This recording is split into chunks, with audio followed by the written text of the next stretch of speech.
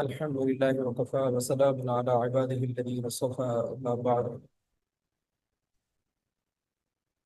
معزز سامعین، جیسا کہ آپ جانتے ہیں ہمارا 40 دن کورس چل رہا ہے، جس کا سبق نمبر آج ہم 27 پڑھیں گے.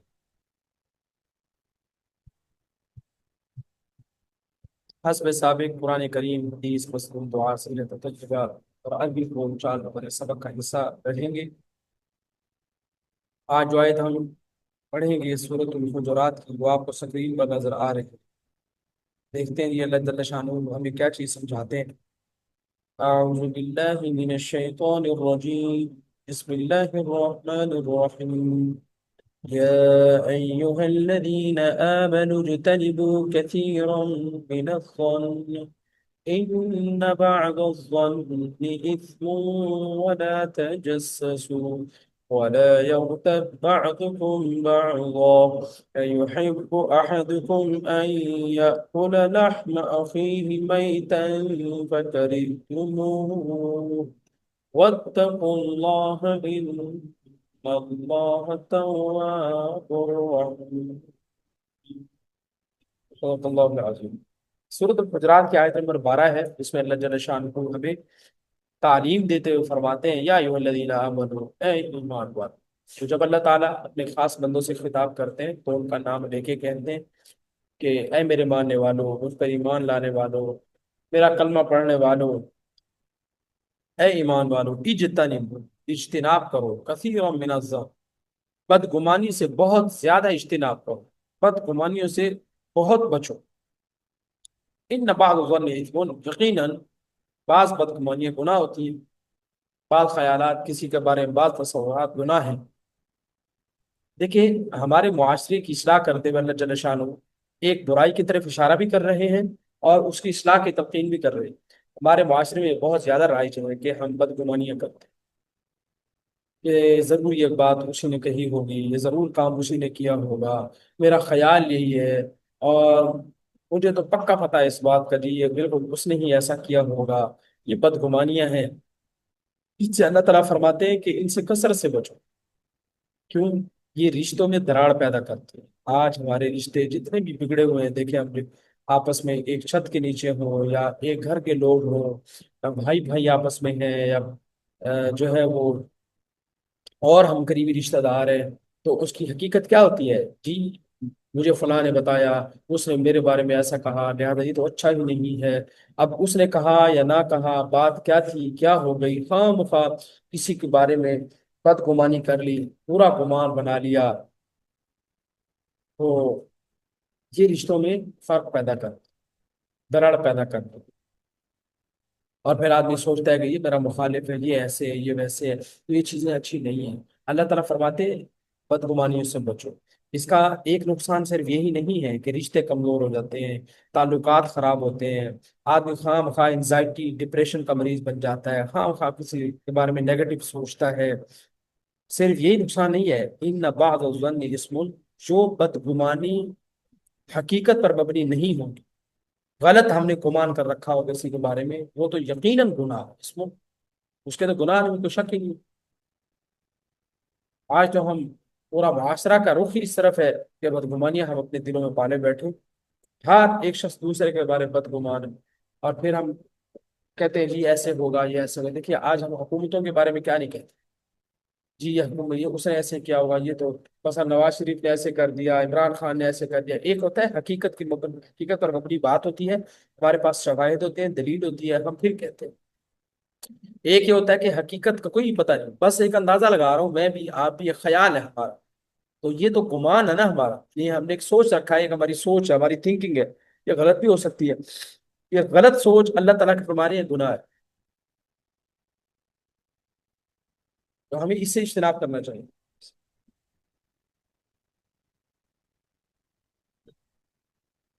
آگے ایک بات ارشاد فرمائی، بلا تجسس، جاسوسی نہ کیا کرو، ٹوہ نہ لگا. اور آج کل جو سوشل میڈیا ہے، خاص طور پہ موبائل آ گئے، اینڈرائڈ موبائل ہے، کال ریکارڈ ہو رہی ہے. بھائی بھائی کی کال ریکارڈ کر رہے ہیں، خفیہ طریقے سے کال کی ریکارڈنگ ہوتی ہے، دوسرے سے بات کر رہے ہیں اس کی ریکارڈنگ ہوگی، دوسروں کو سنوائی ہے، بہو بات کر رہی ہے تو ساس ریکارڈنگ کر رہی ہے، اور شوہر جو ہے وہ بیوی کے خفیہ طریقے سے ریکارڈنگ کر رہا ہے کہ جی کیا بات کرتی ہے اپنی ماں سے، ہے اپنی بہن سے، اپنے بھائی سے. تو یہ جاسوسی کرنا جائز نہیں ہے. یاد رکھیے جب بدگمانیاں پیدا ہوگی نا، جاسوسی پھر کریں گے، رشتے کمزور پڑیں گے، پھر ہم کہیں گے ذرا اس سے پوچھنا تو صحیح میرے بارے میں کیا کہتے اس نے میرے بارے میں کیا کہا. اب ٹوہ لگا کے رکھیں گے ہر وقت. اب یہ جاسوسی کیوں پیدا ہو رہی ہے؟ بدگمانی کی وجہ سے. جب جاسوسی ہوگی تو جاسوسی کر کے کیا شخص کوئی چپ کر کے بیٹھے گا؟ جو شخص جاسوسی کر رہا ہے، کروا رہا ہے، محلے کی مشترکہ جو دراڑ پیدا کرنے والی خواتین ہوتی ہیں، وہ کیا کرتی ہیں؟ ادھر کی بات ادھر لگا، ادھر لگا، کہ مجھے اس نے ایسے کہا، مجھے اس نے ایسے کہا. اب یہ سے رشتوں میں دراڑ پیدا ہوتی ہے. عام طور پہ خواتین کرتی ہیں، مرد بھی کرتے ہیں، میں یہ نہیں کہتا مرد نہیں کرتے، عام طور پہ مشغلہ خواتین کا ہوتا ہے. تو جب وہ جاسوسی کرے گا تو لازمی بات ہے کہ وہ غیبت ضرور کرے گا، کسی دوسرے کے سامنے وہ عیب بیان کرے گا. ظاہر ہے کسی کا عیب معلوم ہی اسی لیے کیا ہے نا، تاکہ دوسروں کو بتائیں. اور کسی کا عیب معلوم کرنا یہ جاسوسی ہے، اور دوسرے کو بتانا یہ غیبت ہے. اب دیکھیں ان باتوں کا آپس میں کتنا جوڑ ہے، اللہ تعالیٰ کی کیا کیا خوبصورت کلام ہے. جب بدگمانی کریں گے نا کسی کے بارے میں ہم، تو لازمی خاص ہے جاسوسی ضرور کریں گے. کیا کرا تو لگائے گا اچھا اس نے کیا کہا، اس کو کیا کہا. جب جاسوسی کروائیں گے تو لازمی خاص ہے کہ غیبت ہو. آپ غیبت سے بچنے کا طریقہ کیا ہے؟ جاسوسی نہ کریں. جاسوسی سے بچنے کا طریقہ ہے کہ بدگمانی کسی کے بارے میں نہ کریں. اور پھر آگے مثال سے سمجھایا کہ غیبت کتنی بری چیز ہے. کہ ایحب احدکم، کیا کوئی پسند کرے گا تم میں سے ان یاکل لحم اخیہ میتا، کہ اپنے مردہ بھائی کا گوشت کھائے؟ کیا اپنے کوئی مردہ بھائی کا گوشت کھانا پسند کرے گا؟ فکریہتم، اس سے تو تمہیں گھن آتی ہے، نفرت کرتے ہو. اور غیبت جو مردہ بھائی کے گوشت سے بھی زیادہ بدتر چیز ہے، اس سے تمہیں گھن نہیں آتی. مطلب عقل اور مت نہیں ماری گئی کہ جس چیز سے گھن آنی چاہیے اس سے نہیں آئے. اور مجھے واقعہ یاد آ رہا ہے، حدیث میں آتا ہے کہ دو خواتین حضور صلی اللہ علیہ وسلم کے پاس آئیں، روزے کی حالت میں تھی، انہوں نے شکایت کی اپنی کیفیت کی. حضور نے ان کو کہا کہ تم طے کرو. تو انہوں نے طے کی، الٹی کی، تو بیچ میں سے گوشت کی بوٹیاں نکلی، گوشت کے ٹکڑے نکلے. انہوں نے کہا کہ ہم نے تو گوشت کھایا نہیں ہے. تو آپ نے فرمایا کہ تم نے کسی کی غیبت کر کے گوشت نہیں کھایا. تو یہ جو تھیوری ہے قرآن کے اندر کہ غیبت کرنا ایسے ہے جیسے مردہ بھائی کا گوشت کھانا، بالکل یہ حقیقت پر مبنی بات ہے. اور وہ واقعہ جو حدیث میں آتا ہے اس کے ذریعے پریکٹیکل ہو گیا کہ واقعی غیبت کرنے سے آدمی مردہ بھائی کا گوشت کھاتا ہے، اور مردہ گوشت کھانے سے آدمی کی طبیعت خراب ہوتی ہے، سائنس بھی مانتی ہے. لہٰذا ان دونوں عورتوں کی طبیعت بھی خراب ہوگی جب انہوں نے غیبت کی. تو آج بہت سی بیماریاں ہماری اس وجہ سے بھی ہیں. ہم یہ سمجھتے ہیں بیماری مجھے کیسے ہوگی، بھی مردہ گوشت کھا رہے ہیں صبح شام، طبیعتیں خراب ہوتی ہیں، بیماریاں پیدا ہوتی ہیں. تو مثال دیکھیں کس طرح گھین دلائی گئی ہو، کس طرح نفرت پیدا کروائی گئی. اسے جیسے اس سے نفرت کرتے ہو ایسے غیبت سے بھی نفرت. فاتقوا اللہ، اور اللہ سے. یہ ایک زبردست اصول بتا دی کہ جب تمہارے دل میں اللہ سے ڈر پیدا ہو جائے گا، پھر غیبت سے بچنا بھی آسان ہے، بدگمانی سے بچنا بھی آسان ہے، جاسوسی سے بچنا بھی آسان. اور اگر گناہ ہو گیا تو کوئی مسئلہ نہیں. ان اللہ تواب، بے شک اللہ تعالیٰ توبہ قبول فرمانے والا ہے، رحیم و نہایت مہربان ہے. یہ اس کی مہربانی ہے کہ توبہ قبول کرتا ہے. اور گناہ ہو گیا، کسی غیبت کر لیے، بدگمانی کر لیے، جاسوسی کر لیے، تو اس سے توبہ قائم ہو جاؤ اور اس بندے سے معذرت کر لو یار کہ میں یہ کرتا رہا. ٹھیک ہے. تو کتنی زبردست باتیں سورہ حجرات کے اندر ہم بتائی گئی ہیں، اور معاشرتی اصلاح کے لیے یہ ایک زبردست اصول کی حیثیت رکھتی ہے. اگر ان باتوں کو ہم سمجھ لیں، دیکھیے ہمارے گھروں کے اندر سے ساری لڑائی جھگڑے ختم ہو جائیں. ہمارا اللہ سے دعا ہے اللہ سمجھنے کی توفیق عطا فرمائے. اگلا حصہ جو ہم نے پڑھنا ہے وہ حدیث نبوی. حدیث نبی صلی اللہ علیہ وسلم ہے الشیطان جاسم على قلب ابن آدم فإذا ذكر الله خنس وإذا غفل وسوس. نبی کریم صلی اللہ علیہ وسلم کا فرمان ہے. یہ حضرت عبداللہ بن عباس رضی اللہ تعالیٰ عنہ سے روایت ہے، وہ بیان کرتے ہیں رسول اللہ صلی اللہ علیہ وسلم ارشاد فرمایا، شیطان ابن آدم کے دل کے ساتھ چمٹا رہتا ہے، جب وہ اللہ کا ذکر کرتا ہے پیچھے ہٹ جاتا ہے، جب وہ غافل ہوتا ہے وسوسے ڈالتا ہے. آج بہت سے لوگ کہتے ہیں جب ہمیں وسوسے آتے ہیں، بھئی اللہ کا ذکر ہی نہیں کرتے، وسوسے تو آئیں. تو شیطان موقع ڈھونڈتا ہے کہ کس لمحے یہ اللہ کی یاد سے غافل ہو اور میں اس پہ وار کروں. آپ اندازہ کیجئے، ہم تو جب واش روم جاتے ہیں تب بھی ہمیں کہا گیا کہ اللہ کو یاد کر کے جاؤ، شیطان سے اپنے آپ کو اللہ کی حفاظت میں دے گئی۔ سوتے وقت کی دعائیں، اٹھتے وقت کی دعائیں، ہر جگہ دعائیں سکھائی گئی، تاکہ آدمی ہر حال میں اللہ کو یاد کرے، وہ کسی حال میں کوئی غافل نہ ہو۔ اور جب غافل نہیں ہوگا تو ظاہر اللہ کا ذکر کر رہا ہوگا تو شیطان سے قریب بھی نہیں آئے گا، اور جب غافل ہوگا اللہ کو یاد نہیں کرے گا تو وسوسے کے وسوسے آئیں گے، کفریا شرکیا، پتہ ہی کیسے کیسے غلیظ قسم کے وساوس سے انسان کو گھیر لے۔ تو اس کا حل یہی ہے، اللہ کے نبی نے ہمیں بتا دیا، جس بندے کو وسوسے آتے ہو وہ اللہ کو یاد کر، اللہ کا ذکر کر۔ لوگ کہتے ہیں جی بیٹھے بیٹھے عجیب عجیب باتیں ذہن میں آتی رہتی ہیں، یہ اللہ کو یاد کرو، اللہ کے نبی نے حل بتایا۔ یہ بخاری شریف کے اندر بھی یہ روایت ہے، امام بخاری نے اس کو تعلیقاً روایت کیا ہے، اس طرح ابن شیبہ، ابو داود اور طبری نے بھی اس کو اپنی کتاب میں نقل کی، اور بھی حدیث کی کتابوں میں یہ روایت ہو چکی۔ دوبارہ ہمیں اللہ کا ذکر کرنا چاہیے۔ تو شیطان اسی لیے وسوسے ڈالتا ہے کہ ہم غافل ہوتے ہیں، اور جب شیطان وسوسے ڈال رہا ہو تو ہمیں چوکنا ہو جانا چاہیے کہ واقعی شیطان اس وقت وسوسہ ڈال رہا ہے کیونکہ میں اللہ کی یاد سے غافل ہوں۔ اور جو اللہ کا ذکر کرے گا شیطان اس کے قریب بھی نہیں آئے گا، بھاگ جائے گا۔ اس سے اگلا جو حصہ ہے جو ہم نے پڑھنا ہے وہ ہے سورہ بقرہ کی آخری دو آیات کی فصل۔ دیکھیے احادیث صحیحہ معتبرہ، یعنی معتبر صحیح احادیث میں سورہ بقرہ کی آخری دو آیتوں کے بڑے فضائل مذکور ہوئے ہیں۔ رسول اللہ صلی اللہ علیہ وسلم نے ارشاد فرمایا، جس شخص نے رات کو دو آیتیں پڑھ لی تو یہ اس کے لیے کافی ہے۔ اور اب عبداللہ بن عباس رضی اللہ تعالیٰ کی روایت میں ہے کہ رسول اللہ صلی اللہ علیہ وسلم نے ارشاد فرمایا، اللہ تعالیٰ نے دو آیتیں جنت کے خزانوں میں سے نازل فرمائی ہیں، جس کو تمام مخلوق کی پیدائش سے 2000 سال پہلے خود رحمان نے اپنے ہاتھ سے لکھ دیا تھا۔ جو شخص دن کو عشاء کی نماز کے بعد پڑھ لے تو وہ اس کے لیے تہجد کے قائم مقام ہو جائے۔ اور مستدرک حاکم اور بہقی کی روایت میں ہے کہ رسول اللہ صلی اللہ علیہ وسلم نے ارشاد فرمایا، اللہ نے سورہ بقرہ کو ان دو آیتوں پر ختم فرمایا ہے جو مجھے اس خزانہ خاص سے عطا فرمائی ہیں جو عرش کے نیچے ہے۔ اس لیے تم ان خاص طور پر ان آیتوں کو سیکھو، اپنی عورتوں اور بچوں کو سکھاؤ۔ اس لیے حضرت عمر فاروق رضی اللہ تعالیٰ عنہ اور حضرت علی مرتضیٰ رضی اللہ تعالیٰ نے فرمایا کہ ہمارا خیال تو یہ ہے کہ کوئی آدمی جس کو تھوڑی سی بھی عقل ہوگی وہ سورہ بقرہ کی ان دو آیتوں کو پڑھے بغیر نہ سکے۔ وہ آمن رسول سے جو آخری دو آیتیں شروع ہوتی ہیں، 286 کل آیات ہے سورہ بقرہ کی، تو آیت نمبر 285 اور آیت نمبر 286، آمن الرسول بما أنزل إليه من ربه والمؤمنون كل آمن بالله وملائكته وكتبه ورسله لا نفرق بين أحد من رسله وقالوا سمعنا وأطعنا غفرانك ربنا وإليك المصير لا يكلف الله نفسا إلا وسعها لها ما كسبت وعليها ما اكتسبت ربنا لا تؤاخذنا إن نسينا أو أخطأنا ربنا ولا تحمل علينا إصرا كما حملته على الذين من قبلنا ربنا ولا تحملنا ما لا طاقة لنا به واعف عنا واغفر لنا وارحمنا انت مولانا فانصرنا على القوم الكافرین۔ تو یہ دو آیات یہ ہمیں لازمی طور پر پڑھنی چاہیے۔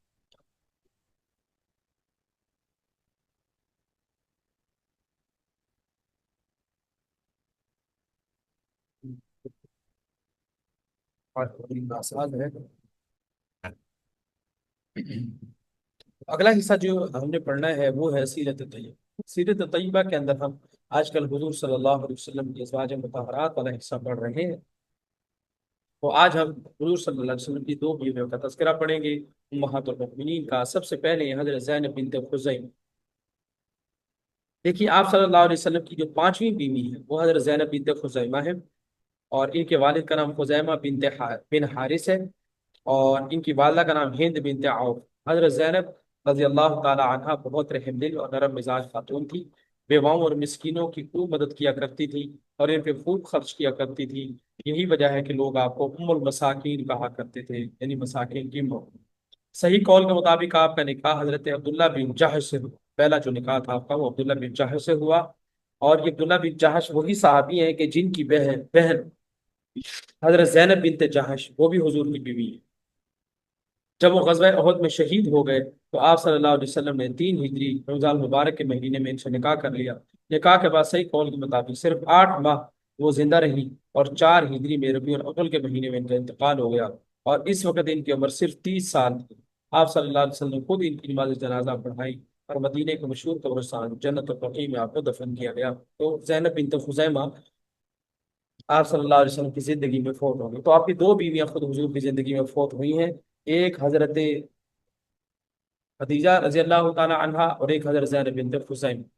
ٹھیک ہے، باقی جو 9 بیویاں تھیں وہ آپ صلی اللہ علیہ وسلم کے جب دنیا سے پردہ فرما رہے تھے آپ، اس وقت 9 بیویاں موجود تھیں۔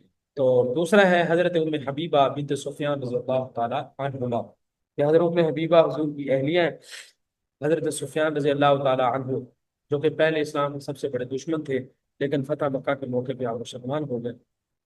اور ام حبیبہ یہ بہن ہے حضرت امیر معاویہ رضی اللہ تعالیٰ عنہ۔ تو یہ آپ کی چھٹی بیوی ہے، آپ کی چھٹی بیوی کا نام ام حبیبہ ہے۔ ان کا اصل نام صحیح قول کے مطابق رملہ ہے، اور کنیت ان کی ام حبیبہ ہے، اور حبیبہ اصل میں آپ کی بیٹی کا نام ہے جو آپ کے پہلے شوہر عبید اللہ بن جہش سے پیدا ہوئی تھی، اسی کے نام پہ آپ نے اپنی کنیت ام حبیبہ رکھ لی تھی، اور اسی وجہ سے آپ زیادہ مشہور ہوئے۔ آپ کے والد کا نام ابو سفیان ہے، ابو سفیان رضی اللہ تعالیٰ عنہ کا اصل نام صخر ہے، اور ان کے والد کا نام بن حرب ہے، صخر بن حرب، اور والدہ کا نام صفیہ بنت ابی العاص ہے۔ آپ کا پہلا نکاح عبید اللہ بن جہش سے ہوا، دونوں آغاز نبوت میں مسلمان ہو گئے تھے، ہجرت کر کے حبشہ چلے گئے، وہاں جا کر عبید اللہ نصرانی یعنی عیسائی ہو گیا، اسی حالت میں مر گیا۔ آپ صلی اللہ علیہ وسلم کو جب اس بات کی خبر ہوئی تو آپ نے عمرو بن امیہ رضی اللہ تعالیٰ عنہ یہ سفیر بن کے گئے تھے حبشہ میں، تو ان کے پاس پیغام بھیجا کہ اگر ام حبیبہ مجھ سے شادی کرنے کے لیے راضی ہو جائیں تو تم میرے وکیل بن کر مجھ سے میرا نکاح پڑھا دو۔ چنانچہ عمرو بن امیہ نجاشی کے پاس آئے اور آپ کا پیغام نجاشی کو سنایا۔ نجاشی نے یہ پیغام حضرت ام حبیبہ سے کو سنایا تو وہ راضی ہو گئی، اور خالد بن سعید کو اپنا وکیل بنا کر نجاشی کے پاس بھیج دیا۔ جب خالد بن سعید نجاشی کے دربار میں آئے تو نجاشی نے حضرت جعفر اور دیگر صحابہ کرام کو جمع کیا، اور آپ صلی اللہ علیہ وسلم کا ام حبیبہ سے نکاح پڑھا دیا۔ اس وقت حضرت ام حبیبہ کے اوپر 37 سال تھے۔ حضرت ام حبیبہ کا انتقال صحیح قول کے مطابق 44 ہجری میں ہوا، ٹھیک ہے، نہیں خلافت راشدہ کے زمانے کے بعد ہوا۔ یوں سمجھ لیں کہ آپ جب حضرت امیر معاویہ رضی اللہ تعالیٰ عنہ کا دور حکومت تھا تو اس میں آپ کا انتقال ہوا۔ اچھا جی، اس کے بعد عربی بول چال میں جو ہم نے پڑھنا ہے وہ ہے سوال جواب ہمارے چل رہے ہیں، گفتگو مکالمہ چل رہا ہے، کنورسیشن چل رہی ہے۔ تو ایک دو دوسرے کہتا ہے این تذهب، آپ کہاں جا رہے ہیں؟ Where are you going? وہ کہتا ہے اذهب الى السوق، میں مارکیٹ جا رہا ہوں، بازار جا رہا ہوں۔ I am going to the market, وہ کہتا ہے لماذا، کس لیے، کیا لینا ہے، کیا کام ہے؟ فار وٹ، اس لیے جی، کہتا ہے اريد ان اشتری حذاء لی، اريد میں چاہتا ہوں ان اشتری کہ میں خریدوں حذاء لی اپنے لیے وہ جوتا، I want to buy shoes for myself۔ اور پھر کہتا ہے جی این انا ایضا اريد ان اشتری بعض الاشیاء، وہ کہتا ہے جی میں بھی بازار جا رہا ہوں اور میں بھی چاہتا ہوں کہ کچھ چیزیں خرید لوں۔ I also want to buy some things۔ ٹھیک ہے، اس کے بعد ہے تفضل نذهب معا، وہ کہتا ہے جی لیٹس لیٹس گو ٹوگیدر، آؤ پھر اکٹھے چلتے ہیں۔ شکراً یا اخی، شکریہ ہے میرے بھائی، وہذا احسن، اور یہ بہت اچھی بات ہے، یہ تو یہ اکٹھے چلتے ہیں۔ Thank you brother, that's fine. اور پھر کہتا ہے بیکم هذا النداء یا سیدی، کہتے ہیں کتنے کا ہوگا یہ جوتا اے میرے سردار، ٹھیک ہے، how much for these shoes, کہتا ہے ہادا ب250 روپیہ، کہتا ہے یہ 250 روپے کا، ہادا یہ ب200 250 50، 250 کتنے ہوگے، 250 روپیہ تک روپے، دیز آر فار 25 روپیز، حل ہادا جید، کہتا ہے کہ کیا یہ جو جوتا ہے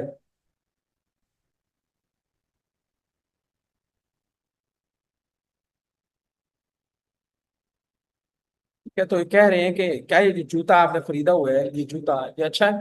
آر دیز گڈ، یہ اچھے جوتے ہیں؟ جیسے ہم کہتے ہیں کہ کیا یہ چلنے والا ہے، اچھا جوتا ہے؟ کہتا ہے نعم ہادا صنف ممتاز، نعم جی ہاں، ہادا یہ صنف کوالٹی ہے، ممتاز best, yes this is the best quality. اور پھر کہتا ہے خذ الفلوس واعطنی ہادا، take the money and give it to me, وہ کہتا ہے اچھا خذ الفلوس، یہ پیسے پکڑو، واعطنی ہادا، اور یہ جوتا مجھے دے۔ وہ کہتا ہے تھینک یو گڈ بائے، شکراً، مع السلامہ، کہتا ہے شکریہ بھائی، مع السلامہ، اللہ حافظ، سلامت رہو، عافیت کے ساتھ رہو۔ تو یہ ہم نے عربی بول چال کا پورشن پڑھا، یہ ہم دوسرے کے ساتھ مکالمہ کر سکتے ہیں۔ اصل میں ہم یہ اس لیے پڑھ رہے ہیں کہ ہمیں شوق پیدا ہو جائے ذرا عربی کے ساتھ، جب شوق پیدا ہو جائے گا پھر ہم اس کو سیکھ لیں گے، سمجھ لیں گے، ہم اس کے بعد عربی کورس بھی کروائیں گے انشاءاللہ، عربک لینگویج کورس کروائیں گے، اور اس کے اندر 2 مہینوں کا انشاءاللہ کورس ہوگا، اس کے اندر مکمل طور پر بول چال سکھائی جائے گی۔ تو بہرحال یہاں تک یہ ہمارا سبق ختم ہوا، سبق نمبر 27 پائے تکمیل کو پہنچنا، ہمارے 13 سبق سے باقی رہ گئے انشاءاللہ۔ اللہ سے دعا ہے اللہ تعالیٰ میں ان چیزوں کو سمجھنے کی توفیق عطا فرمائے، اپنے دین کے ساتھ جوڑے رکھے، دین کے ساتھ مانوس فرما دے، اور ہم جو ہے صحیح معنوں میں دین سے فائدہ اٹھانے والے بنے، اور اس پیغام کو جو ہم پڑھتے ہیں سنتے ہیں جو سبق ہے اس کو دوسروں کے ساتھ بھی شیئر کیا جائے، بتایا کر جو اچھی بات ہمیں ملی یہ دوسروں کے ساتھ بھی شیئر کریں، سبق بھی اس کا لنک آ جاتا ہے، یہ سبق آ جاتا ہے، یہ ویڈیو آپ دوسروں کے ساتھ شیئر کریں۔ اللہ سے دعا ہے اللہ تعالیٰ ہمیں ان چیزوں کو سمجھنے کی، دین کو سمجھنے کی، اس میں عمل کی توفیق عطا فرمائے۔ یہ آپ کا کوئی سوال ہے، آپ کچھ پوچھنا چاہتے ہیں تو میسج بھی کر سکتے ہیں، ابھی پوچھنا چاہیں تو ابھی پوچھیں۔